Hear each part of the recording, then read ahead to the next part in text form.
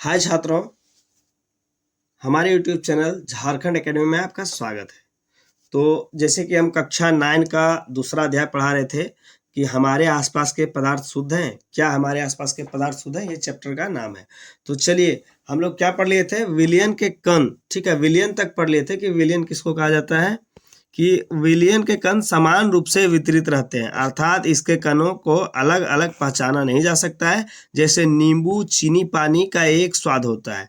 ऐसा नहीं कि चखने पर नींबू का स्वाद अलग प्राप्त हो और चीनी का स्वाद अलग। कहने का मतलब है कि नींबू और चीनी पानी का अगर हम घोल बनाए या शरबत बनाए तो नींबू और चीनी पानी का जो घोल है उसके हर एक कणों में एक जैसा प्राप्त होगा। ठीक है, ऐसा नहीं कि चखेंगे तो कहीं मीठा लग रहा है, कहीं खट्टा लग रहा है, कहीं नींबू का स्वाद है तो कहीं चीनी का स्वाद है, ऐसा नहीं होगा। यानी कि सभी कणों में एक समान घुला है। ठीक है, उसको कहेंगे विलयन। तो आइए इसको हम आगे विलयन के गुणधर्म को देख लेते हैं कि क्या गुणधर्म है। जैसे कि आप लोग देख सकते हैं कि विलयन के गुण में लिखा हुआ है कि यह एक समांगी मिश्रण है। तो समांगी विसमांगी मिश्रण हम आप लोगों को आगे बता चुके हैं। ठीक है, और क्या है कि विलयन के कण समान रूप से वितरित रहते हैं जिन्हें आंखों से देखा नहीं जा सकता है। ठीक है, विलयन में प्रकाश का मार्ग दिखाई नहीं देता, यानी कि अगर हम ऐसे लाइट, किसी तरह का लाइट अगर पानी में जा रहा है, सादा पानी में, तो उसमें चला जाएगा, लेकिन एक विलयन है यानी कि एक घोल है तो उसमें आसानी से नहीं जाएगा। यह अस्थायी होता है और छानने की विधि से इसके विलेय को पृथक नहीं किया जा सकता। यानी कि जो इसमें घुला है, इस घोल में जो घुला है उसको हम छानन विधि से अलग नहीं कर सकते। ठीक है, जैसे कि मान लीजिए चीनी को अगर हम पानी में घोल दिए तो क्या छान करके चीनी को अलग कर सकते हैं? नहीं कर सकते हैं। उसी तरह से नींबू का रस अगर हम चीनी में घोल दिए हैं, जो घुल गया अच्छी तरह से, क्या हम उसको छान करके अलग कर सकते हैं? नहीं। तो क्या है कि आइए देखते हैं विलयन और विलेय, विलायक और विलेय क्या क्या है। कि विलयन किसको कहा जाता है, आगे थोड़ा सा, कि विलयन किसको कहा जाता है? जो घोल बनता है। ठीक है, जो भी घोल बनता है उसको कहा जाता है विलयन। घोल को कहा जाता है विलयन। ठीक है, और विलायक जिसमें घुला हो। ठीक है, यानी कि जिसमें घुला है उसको कहेंगे विलायक, और जो घुलेगा, ठीक है, उसको कहेंगे विलेय। ठीक है, जो घुलेगा। आइए इसके बारे में हम थोड़ा सा देख लेते हैं, समझ लेते हैं। जैसे कि मान लीजिए कि एक हम शरबत बना रहे हैं। ठीक है, एक चीनी का और पानी का शरबत बना रहे हैं। उदाहरण से समझते हैं कि तो उसमें कौन विलेय, कौन विलायक और कौन विलयन होगा। तो जो शरबत अंत में बन करके तैयार हो रहा है, ठीक है, जो शरबत अंत में बन करके तैयार हो रहा है वो होगा विलायक, सॉरी विलयन। ठीक है, वो क्या होगा? विलयन। ठीक है, और जो जिसमें घोल रहे हैं, घोल किस में ना? जल में। ठीक है, तो जल क्या होगा? विलायक। ठीक है, और घुल क्या रहा है शरबत में? मान लीजिए चीनी घुल रहा है तो चीनी क्या होगा? विलेय। ठीक है, यानी कि जिसमें घुलता है, जिसमें घुल रहा है वो हो जाएगा विलायक, जो घुल रहा है वो होगा विलेय। ठीक है, वो हो जाएगा विलेय, और जो घोल तैयार हुआ उसको क्या कहेंगे हम? विलयन। ठीक है, आइए इसको थोड़ा सा क्लियर कर लेते हैं और यहाँ पे क्या दिया हुआ है देख लेते हैं। उसी के बारे में बताया गया है कि जैसे मान लीजिए कि विलायक क्या है, देखिए विलायक, विलेय और विलयन। तो जैसे हम अभी चीनी का उदाहरण दिए जो घुल रहा है। ठीक है, जैसे ये साफ पानी है विलायक, जिसमें घोला जा रहा है, तो इसको हम मानते हैं कि ये पानी है। ठीक है, और ये क्या मानते हैं? ये चीनी दिया हुआ है। ठीक है, चीनी। तो पानी जो जिसमें घुल रहा है उसको विलायक कहेंगे, जो घुल रहा है, ठीक है, चीनी, उसको विलेय कहेंगे, और जो घोल मेरा बन करके तैयार हुआ, ठीक है, उसको मान लीजिए ये है शरबत। ठीक है, तो ये जो घोल बन करके तैयार हुआ उसको क्या कहेंगे? विलयन। चलिए आगे इसी के बारे में देख लेते हैं। इसी के बारे में बताया गया है कि विलायक क्या होता है? विलायक का यह घटक, ठीक है, जो विलयन में सबसे अधिक मात्रा में होता है। ठीक है, यानी कि जिसमें घोलने की क्षमता हो, जो अधिक मात्रा में हो। ठीक है, और यह दूसरे घटकों को विलयन में मिलाता है। ठीक है, जैसे मान लीजिए कि विलायक अभी क्या है? यहाँ पानी, ये अधिक मात्रा में ये घोलने की क्षमता रखता है। ठीक है, और ये दूसरा घटक क्या हो गया? चीनी, इसको मिलाएगा। ठीक है, विलयन में। ठीक है, विलयन में मिलाएगा और विलायक कहलाता है। जैसे जल, अल्कोहल, तारपीन तेल आदि, ये सब क्या है? विलायक। ये सब चीज क्या है? किसी को अपने अंदर घोलने की क्षमता रखता है। उसी तरह से विलेय किसको कहा जाता है? कि विलेय क्या है? कि विलेय का वह घटक है, विलयन का वह घटक है जो विलयन में सबसे कम मात्रा में रहता हो और विलायक में घुला रहता हो। ठीक है, जैसे शरबत अगर की बात करें तो हम लोग 2-3 चम्मच चीनी डालते हैं, लेकिन उसमें पानी अधिक मात्रा में रहता है। तो कम मात्रा में क्या है? उसमें चीनी है। तो वही कह रहा है कि जो कम मात्रा में रहता हो और विलयन में जो विलायक के साथ घुला हुआ हो, जैसे चीनी, ठीक है, नमक, सोडा, पोटेशियम परमैंगनेट और आयोडीन आदि, ये सब क्या है? सब विलेय है। आगे देखते हैं क्या है प्रश्न यहाँ पे कि वायु के मिश्रण में विलायक और विलेय का नाम बताइए। तो क्या है कि सांद्रता अगर हो तो किसी मिश्रण में इकाई आयतन में उपस्थित किसी पदार्थ की विशेष मात्रा, किसी पदार्थ की विशेष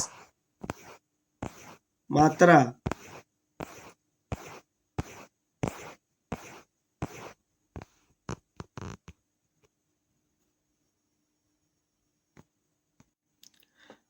विलयन की सांद्रता क्या है? कि विलयन की सांद्रता रसायन विज्ञान में किसी विलयन की सांद्रता उस विलयन के इकाई आयतन में उपस्थित पदार्थ की मात्रा के रूप में परिभाषित किया गया है। अर्थात किसी विलयन के इकाई आयतन में विलेय पदार्थ की उपस्थित मात्रा को विलयन की सांद्रता कहते हैं। ठीक है, यानी कि अगर जो घोल रहा है, ठीक है, क्या कहता है कि विलयन के इकाई आयतन में, ठीक है, जो घोल है उसका जो इकाई आयतन में उपस्थित मात्रा के रूप में परिभाषित किया गया है। क्या कहता है कि किसी विलयन में के इकाई मात्रा में विलेय कौन? जो उसमें घुला है, उसकी उपस्थित मात्रा को विलयन की सांद्रता कहा जाता है। यानी कि कितना गाढ़ा है या पतला है, उसको सीधा सीधी कर सकते हैं। मान लीजिए पानी में पानी का अगर इकाई मात्रा में हम 1 चम्मच चीनी को घोल देते हैं तो ये कितना गाढ़ा कितना पतला है उसकी सांद्रता कहा जाता है। ठीक है, तो संतृप्त विलयन क्या है? आगे चलिए देखते हैं। संतृप्त विलयन क्या है? यह विलयन जिसमें दिए गए निश्चित ताप पर विलेय पदार्थ जब और अधिक नहीं घुलता हो तो ऐसे विलयन को संतृप्त विलयन कहते हैं। यानी कि अगर हम घोल तैयार कर रहे हैं एक निश्चित ताप पर, ठीक है, ताप को हम बढ़ाएंगे नहीं, ठीक है, और उस ताप पर अगर हम घोल को तैयार कर रहे हैं तो उस घोल में और कुछ घुलने के स्थिति में नहीं है। ठीक है, घोल इतना हो चुका है गाढ़ा कि अगर हम और उसमें चीनी डालते हैं, चीनी का मान लीजिए घोल बना रहे हैं, तो उसमें अगर हम 1 चम्मच और चीनी डालें तो घुल नहीं सकता है, इतना घुल चुका है, इतना घोल दिए, तो उस तरह के विलयन को हम संतृप्त विलयन कहेंगे। ठीक है, असंतृप्त विलयन क्या है?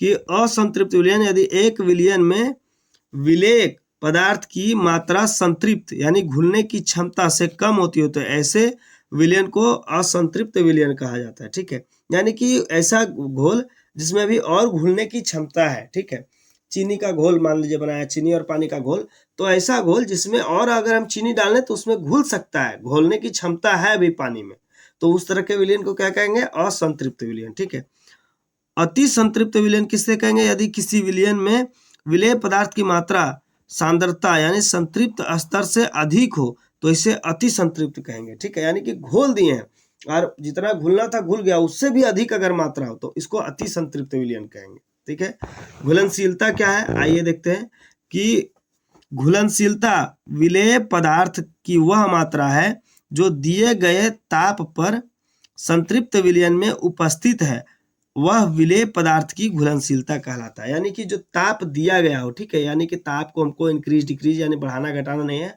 और विलेय पदार्थ की वह मात्रा जो दिए गए ताप पर संतृप्त विलयन में उपस्थित है। ठीक है, यानी कि अब उसमें और घुल नहीं सकता। संतृप्त विलयन मतलब क्या कहें कि ऐसा घोल जिसमें अगर कुछ जो घोले हैं वो उसकी मात्रा को अगर हम बढ़ा दें तो और घुल नहीं सकता है। ठीक है, तो उसकी विलयन में उपस्थिति है और वह विलेय पदार्थ की घुलनशीलता कहलाता है। ठीक है, आइए कोलाइडल विलयन और डिंटल प्रभाव, कोलाइडल विलयन और डिंटल प्रभाव के बारे में जानते हैं। क्या है ये? कि निलंबन क्या है? वह विषमांगी घोल जो ठोस द्रव में परिक्षेपित हो जाता है, निलंबन कहलाता है। ठीक है, क्या है? कि वह विषमांगी घोल जो ठोस द्रव में परिक्षेपित हो जाता है उसे निलंबन कहा जाता है। सीधा सीधा अगर इसकी चर्चा की जाए तो इस तरह का घोल जिसको अगर हम पानी में डालते हैं तो उसमें डूब तो जाता है लेकिन वो घुलता नहीं है और उसके कण को हम अपनी आंखों से देख सकते हैं। ठीक है, जैसे कंकड़ को अगर हम पानी में घोलें, देखिए नीचे साफ साफ दिया हुआ है कि निलंबन एक समांगी मिश्रण है। ठीक है, एक विसमांगी मिश्रण है, सॉरी विसमांगी मिश्रण है जिसे विलेय पदार्थ के कण घुलते नहीं है बल्कि माध्यम के समष्टि में निलंबित रहते हैं। ये निलंबित कण आंखों से देखा जा सकता है। यानी कि अगर हम बालू को, या बालू छोड़िए, अगर कंकड़, छोटे छोटे कंकड़ को पानी में घोलें तो क्या हुआ, घुलेगा? उसका कण जिस तरह से चीनी या नमक घुल जाता है पूरी तरह से पानी में, क्या घुलेगा? नहीं घुलेगा। और क्या कह रहा है कि ये निलंबित कण आंखों से देखा जा सकता है, केवल पानी में डूब गया है, निलंबित हुआ है। ठीक है, और क्या है कि इसका कण जो है पानी में घुल नहीं रहा है और उसको हम आंखों से देख सकते हैं। तो इस तरह के मिश्रण को क्या कहेंगे? विसमांगी मिश्रण। ठीक है, या निलंबन। ठीक है, निलंबन एक विसमांगी मिश्रण ही है। अगर इस तरह का उदाहरण दें तो जैसे मान लीजिए कि कंकड़ को पानी में घोलना, ठीक है, या क्या कह सकते हैं, और ऐसा कोई चीज जो पानी में नहीं घुलता हो, प्लास्टिक के टुकड़े को, ठीक है, फाइबर के टुकड़े को पानी में घोलना, ये सब चीज घुलेगा? नहीं घुलेगा। तो इस तरह का उदाहरण है। चलिए आगे देखते हैं निलंबन के गुणधर्म। निलंबन के क्या गुणधर्म है कि यह एक विसमांगी मिश्रण है, जैसे कि अभी बताएं उसमें क्या था, समांगी मिश्रण था, यह एक विसमांगी मिश्रण है। ये कण आंखों से देखे जा सकते हैं। इसके निलंबित कण प्रकाश के किरण को फैला देते हैं। यानी कि जो कण इसमें है, यानी कि अगर मान लीजिए कि कंकड़ है, कंकड़ को अगर हम पानी में घोल दें तो कंकड़ का जो चमकीला सतह रहेगा वो क्या करेगा, प्रकाश के कण को फैला देगा। ठीक है, उसमें प्रकाश का जो कण पानी में पड़ेगा वो क्या करेगा, प्रकाश के कण को फैला देगा। वहीं अगर हम चीनी को घोल दिए हैं तो चीनी का कण दिख ही नहीं रहा है तो क्या प्रकाश के कण को फैलाएगा? नहीं, क्या करेगा, उसका रास्ता रोक देगा। ठीक है, और यह एक अस्थाई है। ठीक है, उससे अस्थाई मतलब कि ये घोल पूरी तरह से अस्थाई नहीं है। इससे हम अगर कंकड़ और पानी को अलग अलग कर दे, घोल खत्म हो गया, घोल बचा है। घोल किसको कहते हैं? जिसमें दो चीज घुला हुआ।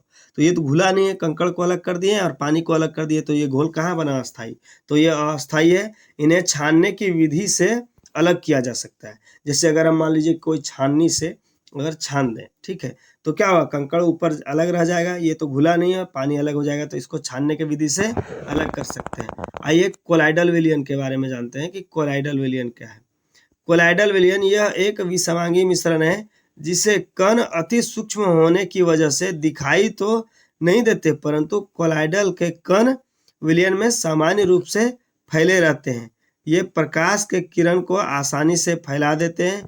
ये विलयन कोलाइडल विलयन कहलाते हैं, जैसे दूध, धुआं, कोहरा आदि। ठीक है, ये इस तरह का है जिसमें कि क्या है कि कण काफी सूक्ष्म है। ठीक है, कण यानी कि जो घोल है, जो विलेय है, ठीक है, जो विलेय विलायक में घुल रहा है उसका कण काफी सूक्ष्म है, छोटा छोटा है। ठीक है, तो इस वजह से वो दिखाई तो नहीं देगा, परंतु कोलाइडल का जो कण है वो विलयन में समान रूप से फैल रहता है। यानी कि अगर हम पानी में दूध को मिला दें तो क्या कहीं पानी कहीं दूध अलग अलग दिखता है? जैसे कंकड़ को अगर पानी में मिलाए थे तो कंकड़ अलग, पानी अलग दिख रहा था, लेकिन दूध को अगर पानी में मिला दें, क्या दूध का कण और पानी का कण अलग अलग दिखता है? नहीं। ठीक है, लेकिन वो घुला नहीं है पूरी तरह से। ठीक है, समान रूप से फैले रहते हैं और ये प्रकाश के किरण को आसानी से फैला देते हैं। ये अगर इसमें प्रकाश का किरण जाए तो ये भी आसानी से फैला देगा। और विलयन कोलाइडल, इस तरह का विलयन क्या है, कोलाइडल विलयन कहलाता है। जैसे धुआं दिया हुआ है, ठीक है, अगर हवा में धुआं घुल जाए, ठीक है, या कोहरा, ये सब दिया हुआ है, उदाहरण था। कोलाइडल विलयन के गुणधर्म, आइए जानते हैं कोलाइडल विलयन के गुणधर्म क्या है कि यह एक विसमांगी मिश्रण है। इसका आकार छोटा होने के कारण इन्हें आंखों से देखा नहीं जा सकता है। ठीक है, जैसे कि हम अगर कंकड़ को पानी में घोल रहे थे तो उसको देख सकते थे, लेकिन इसको नहीं देख सकते हैं। ठीक है, कोलाइडल विलयन में। और ये प्रकाश के मार्ग को दृश्य बनाता है। ठीक है, यानी देखने योग्य। और छानने की विधि से इसके कणों को पृथक नहीं किया जा सकता है। यानी दूध को अगर हम पानी में घोल दें तो क्या उसको छान करके अलग कर सकते हैं? नहीं, ये टिंडल प्रभाव दिखाते हैं।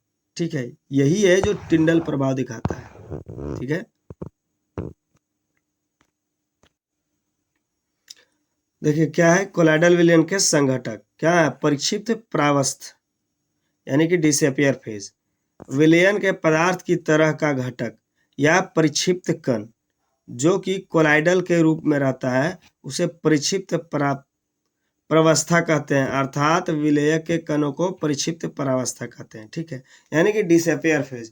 विलयन की तरह जो घटक है वो परिक्षिप्त कण जो कि कोलाइडल के रूप में रहता है। ठीक है, यानी कि अगर घोल को बनाया है तो उसमें दिखेगा नहीं। ठीक है, उसको परिक्षिप्त परावस्था भी कहते हैं। और उसी में परिक्षेपण माध्यम यानी कि डिसअपियरिंग मीडियम, वो क्या है कि वह घटक जिसमें परिक्षिप्त परावस्था से निलंबित रहता है परिक्षेपण माध्यम कहते हैं। ठीक है, अर्थात विलायक जिसमें पूरी तरह से वितरित रहते हैं उसे परिक्षेपण माध्यम। ठीक है, जिसमें घुला हो, ठीक है, जिसमें रहेगा उसको क्या कहेंगे, परिक्षेपण माध्यम, और जो रहेगा उसको परिक्षिप्त परावस्था। जैसे पानी को अगर चीनी घोलते हैं तो जो घुल रहा है, जिसमें घुल रहा है वो जो घुल रहा है वो परिक्षिप्त परावस्था। ठीक है, और जिसमें घुल रहा है वो परिक्षेपण माध्यम। ठीक है, आइए टिंडल प्रभाव के बारे में जानते हैं कि टिंडल प्रभाव क्या है। यानी कोलाइडल के छोटे छोटे कण प्रकाश के किरण को फैला देते हैं। इस प्रकार प्रकाश के किरण का फैलना टिंडल प्रभाव कहलाता है। यानी कि अगर आप लोग देखे होंगे टिंडल प्रभाव का एक छोटा सा उदाहरण अगर दें तो, जैसे खिड़की से पतला एकदम रोशनी अगर आता हो और उस रोशनी में आपके कुछ डस्ट के यानी कि कुछ छोटे छोटे कण के पार्टिकल अगर उड़ते हुए दिखाई देता हो तो वो चमकदार होता है, चमकता है। यही टिंडल प्रभाव। नोट, टिंडल प्रभाव की खोज टिंडल नामक वैज्ञानिक ने की थी। टिंडल प्रभाव का खोज कौन किया था? टिंडल नामक वैज्ञानिक। ठीक है, टिंडल प्रभाव को दर्शाने वाले कोलाइडल के सामान्य उदाहरण: दूध, फेस क्रीम, कोहरा, बादल, कुहासा, धुआं, शेविंग क्रीम। ठीक है, मिल्क ऑफ मैग्नीशियम, कीचड़ जेली, पनीर, मक्खन इत्यादि। यहाँ पे देखिए टिंडल प्रभाव को दिखाया गया है कि किस तरह से ये चमक रहा है। ये चमकता हुआ भाग आप देख रहे हैं, ये क्या है कि जो प्रकाश आता है, आप लोग भी देखते होंगे, प्रकाश अगर पतला सा एकदम टॉर्च जैसा आपके खिड़की या कहीं से अगर छोटा सा छेद हो तो उसके अंदर आता है और डस्ट पार्टिकल उड़ता हुआ चमकता हुआ दिखाई देता है, उसी को कहा जाता है टिंडल प्रभाव। ठीक है, आपने घरों की छतों या खिड़कियों से टिंडल प्रभाव को देखा होगा। ठीक है, वही जो हम बताएं वही दिया हुआ है कि आपने टिंडल प्रभाव को देखा। जब प्रकाश का पुंज इस छिद्र से होकर गुजरता है तो वायु में उपस्थित कोलाइडल के कण दृश्य हो जाते हैं। ठीक है, यानी कि दिखने जैसा हो जाते हैं। क्या हो जाते हैं? दृश्य यानी कि दिखने जैसा हो जाते हैं और स्पष्ट देखे जाते हैं। ऐसे जंगलों में भी देखा जाता है। जैसे जंगल में क्या बहुत घना पेड़ है, ठीक है, घना यानी कि उसमें बहुत सारी पत्तियां हैं और कहीं से छोटा सा प्रकाश जो है आता है। देखिए, जब घने पेड़ की डालियों के बीच प्रकाश की किरण गुजरती है तो वायु के कण दृश्य हो जाते हैं। ठीक है, वायु में जो डस्ट का पार्टिकल है वो दृश्य यानी कि देखने योग्य हो जाता है, तो उसी में टिंडल प्रभाव दिखता है। चलिए नेक्स्ट पेज में चलते हैं। देखिए यहाँ जो जंगलों का उदाहरण दिया गया है उसमें आप लोग टिंडल प्रभाव देख सकते हैं। ठीक है, ये जो जंगलों का उदाहरण दिया गया है उसमें आप लोग टिंडल प्रभाव को देख सकते हैं, किस तरह से यहाँ से चमकता हुआ प्रकाश आ रहा है यहाँ से और फैल रहा है। और इसमें जो वायु में डस्ट के पार्टिकल यानी वायु के कण या डस्ट के कण जो चमक रहे हैं उसी को टिंडल प्रभाव कहा जाता है। आइए इसके आगे देखते हैं क्या है कि मिश्रण के घटकों का पृथक्करण। ठीक है, मिश्रण में घटकों को पृथक करने के लिए विभिन्न प्रकार की विधियां प्रयोग में लाई जाती है। यानी कि जो मिश्रित हो गए हैं, मिल गए मिश्रण जिसका तैयार किया उसको अलग अलग करने के लिए बहुत तरह के जैसे विषमांगी मिश्रण को साधारण भौतिक क्रिया के द्वारा पृथक किया जा सकता है, जैसे हाथ से चूनकर या छन्नी से छानकर आदि। परंतु कभी कभी इन घटकों को अलग करने के लिए विशेष प्रकार की तकनीक का प्रयोग किया जाता है। ठीक है, यानी विसमांगी मिश्रण। विसमांगी किसको कहें? जैसे पानी में अगर कंकड़ को घोल दें या प्लास्टिक के टुकड़े घोल दें या अपना पेन तोड़ करके छोटे छोटे टुकड़े डाल दें तो वो क्या चीनी के जैसा पूरी तरह से घुलता है? नहीं, तो इसको विसमांगी मिश्रण कहते हैं। तो इसमें क्या है, भौतिक क्रिया द्वारा इसको अलग किया कर सकते हैं। कैसे? हाथ से चून कर अलग कर सकते हैं या छन्नी से छान कर अलग कर सकते हैं। परंतु कभी कभी इन घटकों को अलग करने के लिए विशेष प्रकार की तकनीक को अपनाया जाता है। ठीक है, कभी कभी ये उस तरह से अलग नहीं होता है। तो मिश्रण के घटकों को पृथक करने के लिए निम्न विधियां हैं: वाष्पीकरण विधि, अपकेंद्रण विधि, पृथक्करण विधि, ऊर्ध्वपातन विधि, क्रोमेटोग्राफी विधि। ठीक है, आसवन विधि या प्रभाजी आसवन विधि या क्रिस्टलीकरण विधि।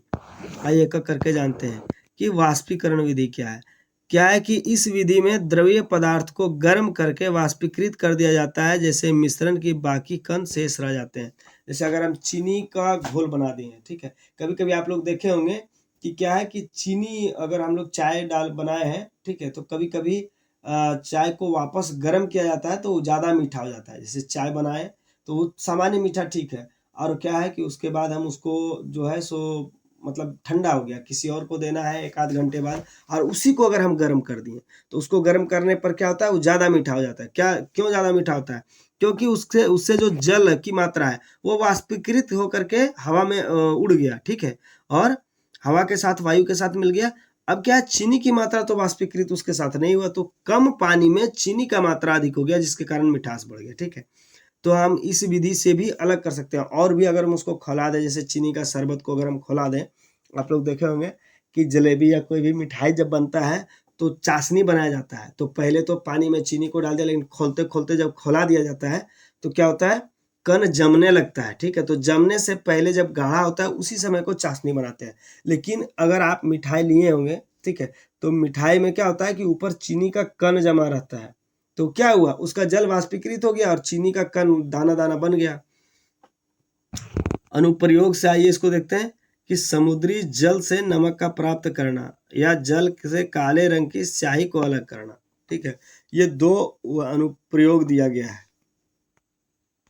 अनुप्रयोग क्या है कि समुद्री जल से नमक को इसी विधि के द्वारा निकाला जाता है, यानी कि बहुत सारा इस तरह का खेत जैसा मेड़ नुमा बनाता है और इसमें पानी, समुद्र का पानी जमा कर दिया, धूप लगा तो धूप से पानी तो वाष्पीकृत हो गया, लेकिन इसी खेत में सफेद सफेद जम करके रह गया क्या, नमक। तो इस विधि को क्या कहा जाता है, वाष्पीकरण विधि, ठीक है। और जल से काले रंग की स्याही को निकालना, वो भी इसी तरह से होता है। काला रंग का स्याही अगर जल में मिला हुआ है तो क्या किया जाता है, जल को वाष्पीकृत किया जाता है, बच जाता है स्याही। आइए अपकेंद्र विधि जानते हैं। अपकेंद्रण विधि क्या है कि अपकेंद्रण विधि यह विधि है जिससे एक अपकेंद्रीय यंत्र का उपयोग किया जाता हो, जो कि एक प्रकार की मथनी या मिक्सी होती है, जिससे मिश्रण में इसे तेजी से घुमाया जाता हो तो भारी कण नीचे बैठ जाता है और हल्के कण ऊपर रह जाता है। जैसे मथनी का बात किया है तो घी का निकालना, मक्खन का निकालना, ठीक है। क्या किया जाता है कि तेज तेज चलाया जाता है और भारी कण यानी कि जो उसमें बचता है घोर जैसा, ठीक है, जिसको हम कहते हैं छाछ, और ऊपर जो तैरने लगता है वो क्या है, घी, वो हल्का कण है, ठीक है, मक्खन, उसी को गर्म करके फिर घी बनाया जाता है। तो और अनुप्रयोग क्या दिया है, जांच में क्या दिया, प्रयोगशाला में रक्त और मूत्र के जांच में, ठीक है।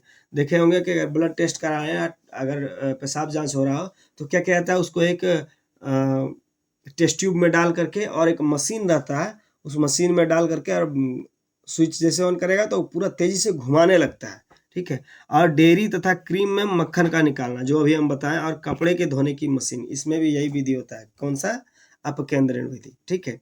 उसके बाद तीसरा पृथक्करण विधि।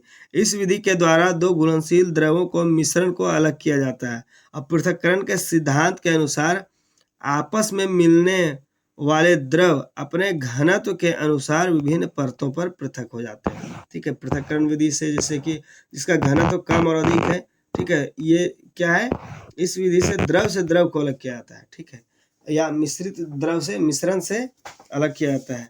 इसमें क्या होता है, देखिए दिया हुआ दो अघुलनशील द्रवों को, जैसे पानी में अगर तेल है, ठीक है, तो किसी का घनत्व अधिक है, किसी का कम अधिक है, तो तेल तथा जल के अघुलनशील मिश्रण को पृथक करना। तो जिसका घनत्व अधिक है नीचे बैठ गया, जिसका घनत्व कम है ऊपर तैरने लगा, ठीक है।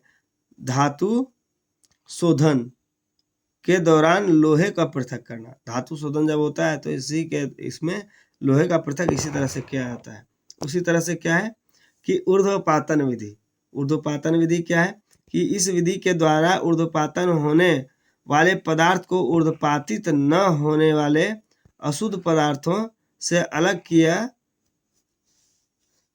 अलग करने के लिए उपयोग किया जाता है। कुछ ऊर्ध्वपातन होने वाले पदार्थ जैसे अमोनियम क्लोराइड, कपूर, नेप्थलीन और एंथ्रासीन इसके उदाहरण है, ठीक है। तो ऊर्ध्वपातन विधि में क्या होता है कि इस विधि के द्वारा जो ऊर्ध्वपातित होने वाले पदार्थ हैं, और उसको क्या किया जाता है कि ऊर्ध्वपातित होने वाले पदार्थ को अशुद्ध पदार्थ से अलग करने के लिए, जो ऊर्ध्वपातित नहीं होता है उससे अलग करने के लिए इस विधि का उपयोग किया जाता है। और अनुप्रयोग क्या है? अमोनियम क्लोराइड तथा नमक के मिश्रण को अलग करना और कपूर और लोहे के बुरादे को अलग करना। ठीक है, तो क्या कहता है, कपूर और लोहे का अगर बुरादे एक साथ हो तो अलग करने के लिए क्या करेंगे, आग लगा देंगे, कपूर जल जाएगा। ठीक है, ऊर्ध्वपातित हो जाएगा कपूर और लोहे का बुरादा वहीं रह जाएगा। तो इस विधि के द्वारा भी लोहे के बुरादे और कपूर को अलग किया जाता है। इसको ऊर्ध्वपातन विधि कहा जाता है। तो आज का सेशन यहीं समाप्त करते हैं। ठीक है, एक सेशन, छोटा सा सेशन बचेगा 10-15 मिनट का, तो उसमें ये चैप्टर पूरा कंप्लीट हो जाएगा। उसके बाद इसका क्वेश्चन आंसर भी कराएंगे, पिछला चैप्टर का भी क्वेश्चन आंसर बाकी है। तो इसी तरह के और भी वीडियो को पाने के लिए हमारे चैनल को लाइक करें, शेयर करें, सब्सक्राइब करें, शेयर करें अपने उन दोस्तों के साथ जो क्लास 7, 8, 9, 10 के JCERT यानी झारखंड बोर्ड की तैयारी कर रहे हैं और JCERT को पढ़ रहे हैं। तब तक के लिए बहुत बहुत धन्यवाद। जय हिंद।